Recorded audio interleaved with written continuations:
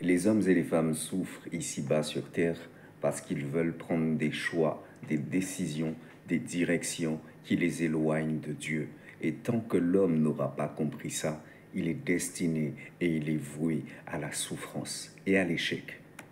L'intelligence ne se mesure pas simplement par la maîtrise des fonctions opérationnelles du système capitaliste ou professionnel, ou par la capacité à accumuler des connaissances dans un monde purement matériel et éphémère. Celui ou celle qui pense comme ça est esclave du monde, esclave des hommes. Dieu nous veut du bien, si seulement vous le saviez, si seulement vous pouviez le comprendre. Ce qui définit véritablement l'intelligence humaine, c'est la capacité à comprendre sa place, c'est-à-dire ta place, notre place dans l'ordre divin. Sa capacité à discerner sa mission sur terre et à agir en accord avec la volonté de Dieu. Prenons un simple exemple. Mesdames, vous cherchez un homme avec qui vous allez construire une famille, avec qui vous allez partager l'amour et vous allez alléger le fardeau de cette vie qui devient de plus en plus amère et de plus en plus complexe dans ce monde de ténèbres. Qu'est-ce qui peut tenir un homme en bride si ce n'est la crainte de Dieu et la connaissance de la volonté de Dieu? L'homme n'a pas une capacité innée au-dedans de lui à faire le bien si ce n'est Dieu qui, lui, investit au-dedans de nous pour nous mener à poser de bonnes actions. Se croire intelligent parce qu'on a compris comment naviguer dans le système du monde, le système économique, politique, professionnel, c'est en réalité une forme d'orgueil en vérité. C'est tout simplement se laisser aveugler par la superficialité de la connaissance humaine qui, sans l'amour de Dieu, demeure limitée, égoïste et incapable de résoudre les vrais problèmes de l'humanité.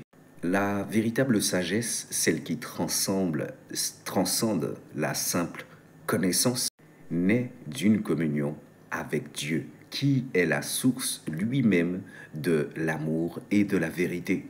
Observe autour de toi tout ce que les hommes font, c'est pour pouvoir prendre position et place au-dessus de leurs semblables. Pour d'autres, c'est la quête de reconnaissance. Et pour certains qui n'ont plus d'âme, mais qui sont esclaves de ce système, c'est de se donner un semblant d'existence. L'intelligence divine, par opposition, elle ne cherche pas à dominer ou à satisfaire l'orgueil personnel. Elle cherche à servir, à aimer et à résoudre les défis avec humilité et foi. Cet amour-là qui vient de Dieu n'est pas là pour privatiser l'amour, ni le limiter, mais cet amour-là est là pour être étendu à tous. Tout ça en unifiant le cœur dans la compassion et dans la justice divine. Cette intelligence-là qui transforme la société, qui élève l'âme et qui permet à l'homme de remplir sa destinée divine. Ce n'est pas la volonté de Dieu qu'il y ait de la discrimination, qu'il y ait des injustices, un peuple favori. Ce n'est pas la volonté de Dieu. Faisons un tour dans les Écritures et nous trouvons cette vérité affirmée dans la Bible en Jacques 1 au verset 5 qui dit « Si quelqu'un manque de sagesse, qu'il la demande à Dieu, qui donne à tous tout simplement et sans reproche, et elle le lui sera donnée. » Et encore, nous avons Jacques 3 verset 17 qui dit « Car la sagesse de la terre est inimitiée contre Dieu. » Ce sont ces versets qui nous rappelle que la vraie intelligence ne se trouve pas dans la ruse humaine ou la maîtrise des systèmes terrestres professionnels, mais dans la recherche constante de la sagesse divine qui nous guide vers l'amour, l'humilité et la justice. Ce monde est voué à la destruction, à la perdition et à la colère de Dieu. Non pas parce que c'est la volonté de Dieu, mais parce qu'ils ont fait le choix d'être en rébellion contre Dieu, de s'opposer à la volonté de Dieu. Consciemment, inconsciemment, mais en tout cas, tout est question de choix et de volonté.